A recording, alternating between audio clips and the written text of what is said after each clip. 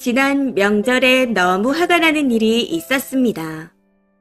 며칠이 지난 지금까지 화가 가라앉지 않아 익명으로라도 위로받고 싶어 글을 써보네요. 저는 아들 둘 집안의 첫째 며느리입니다. 결혼할 당시 남편도 저도 넉넉하지 않았기에 시부모님 소유의 다세대 주택에서 층만 다르게 살고 있습니다. 내후년에 청약 당첨된 아파트가 완공되면 이사갈 예정이고 감사하게도 시부모님께서 도와주기로 했습니다. 결혼 후 바로 임신, 출산, 육아로 일을 하지 못하다가 힘들게 일을 시작했는데 일을 시작한 직후 코로나 영향으로 그만두고 지금은 자격증을 준비 중입니다. 제가 결혼하고 4, 5년 정도 됐을 때인 작년 초에 드디어 시동생이 결혼하게 되어 동서가 생기게 되었어요.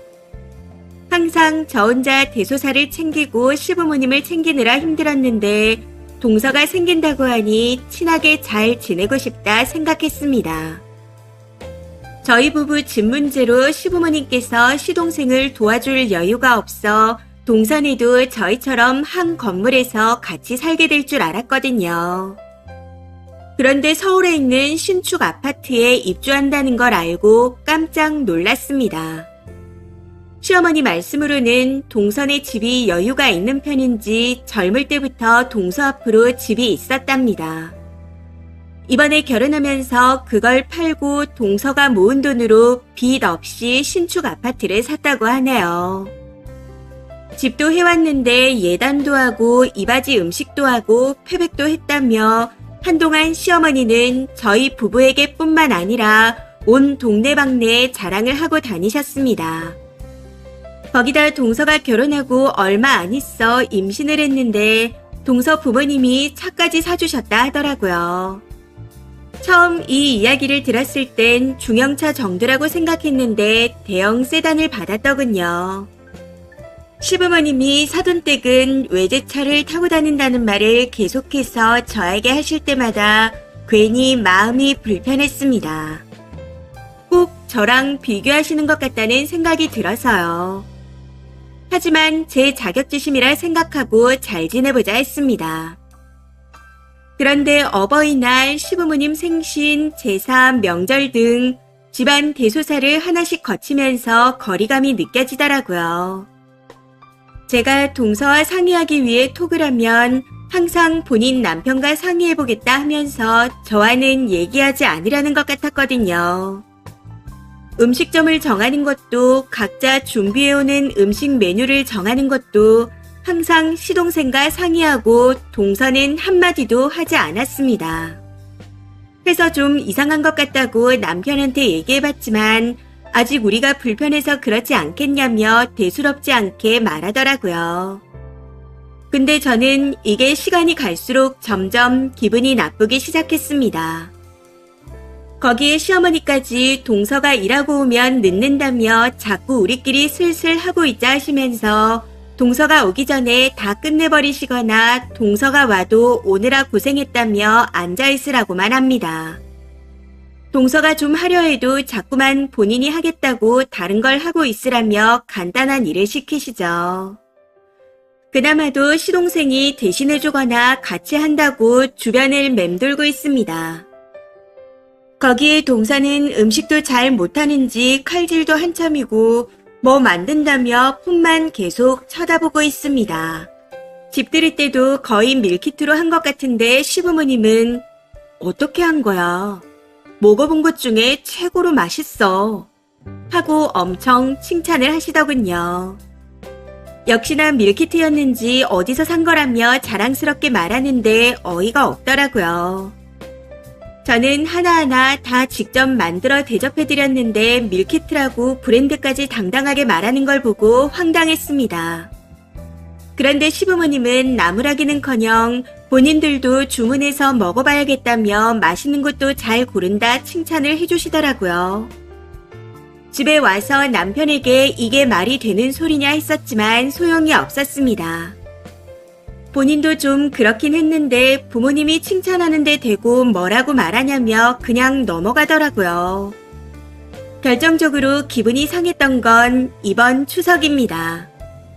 추석 직전에 저와 큰아이가 코로나에 걸려 시댁과 친정에 가지 못하고 추석을 보냈습니다. 친정이 멀어 명절이 아니면 가기 힘들어 아쉬웠지만 한편으로는 음식도 안 하고 설거지도 안 해서 편한 명절을 보낸 것 같아요. 아무튼 그렇게 추석이 지나가고 남편이 둘째를 데리고 집에 들어오기에 이번 명절은 동서가 좀 고생했겠다 하고 남편에게 말했더니 동서는 아무것도 안 했다는 겁니다. 시댁이 명절만 되면 항상 음식을 어마어마하게 하는 집이라 아무것도 안 했다 하니 무슨 말인가 싶더라고요. 해서 물어봤더니 글쎄 시동생이 추석 전에 시부모님께 연락을 했답니다. 이번에 연휴도 길고 하니 힘들게 일하지 말고 간단하게 지내자. 쉬면서 즐겁게 보내자. 그 때문에 결국 대부분의 음식을 사서 차례를 지내고 근교로 놀러가서 외식도 하고 놀면서 보냈다는 겁니다. 동서는 고작 밥 먹고 설거지만 했다 하더라고요. 아니 제가 있을 땐 항상 상다리가 부러지도록 음식을 차리는 통에 이틀 내내 음식하고 치우고만 반복했는데 이게 말이나 되는 소리인가요? 억울하기도 하고 저는 나가지도 못하는데 저만 쏙 빼놓고 외식하고 놀고 왔다 하니 너무 화가 났습니다. 결국 이 문제로 남편과 싸움까지 했네요. 그러고는 이건 아니다 싶어 동서에게도 따로 톡을 보냈습니다. 간단하게 안부 인사를 묻고 난 후 근데 동서는 왜 자꾸 서방님만 앞세워서 얘기하는 거야? 어머님이 여자들끼리 정해서 준비하라고 하셨는데 자꾸 서방님을 통해서 얘기하니 불편해. 음식은 왜 사서 하자고 했어? 명절 음식인데 간단하게 하더라도 직접 만들어야 하는 게 맞지 않을까? 집 들일 때도 그러더니 명절 음식까지 사서 하는 건 아닌 것 같아.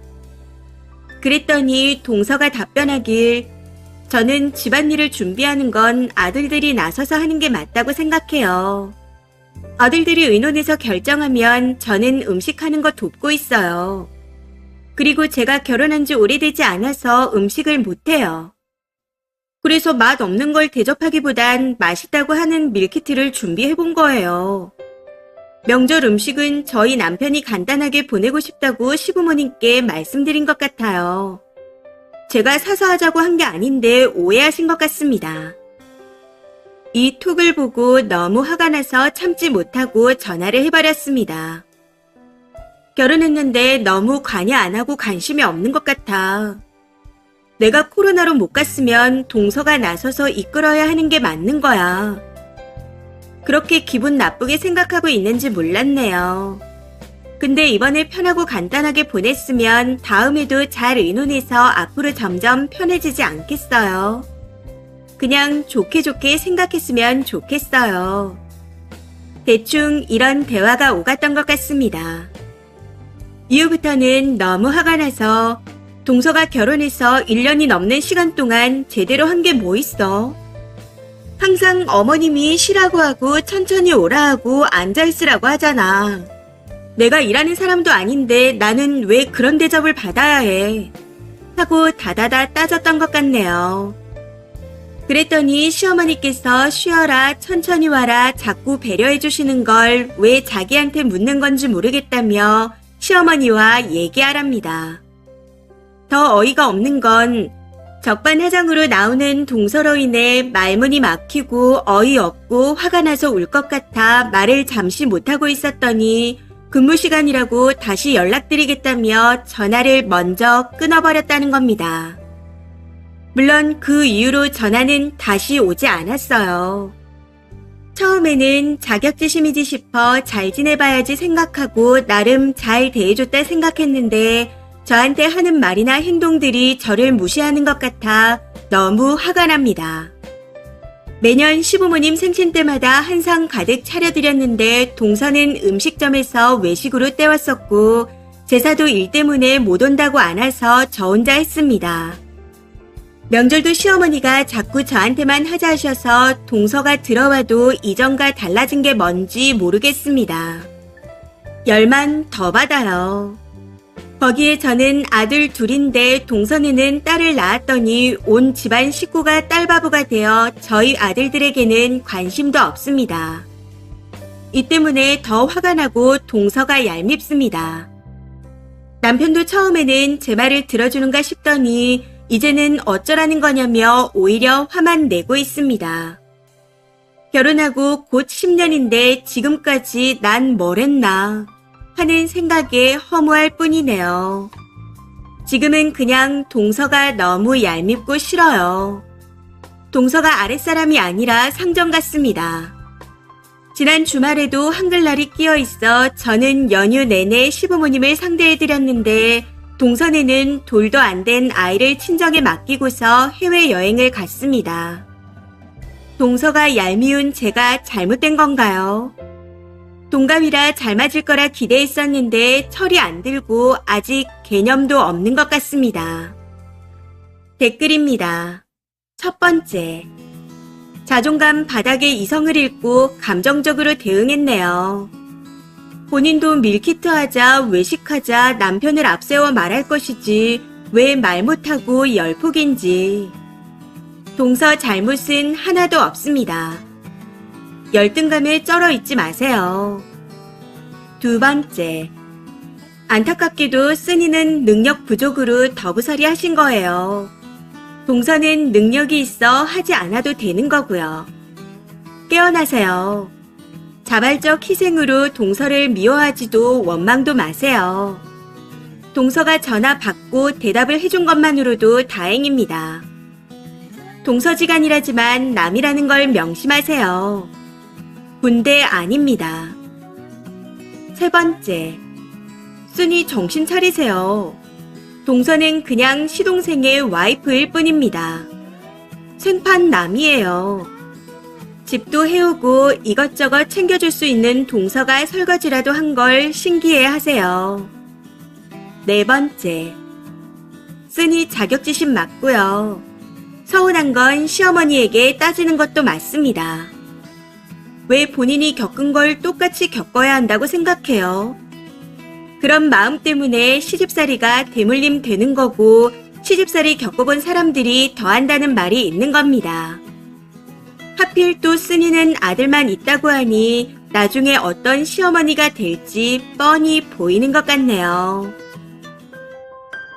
이번 사연은 여기까지입니다. 시청해주셔서 감사합니다.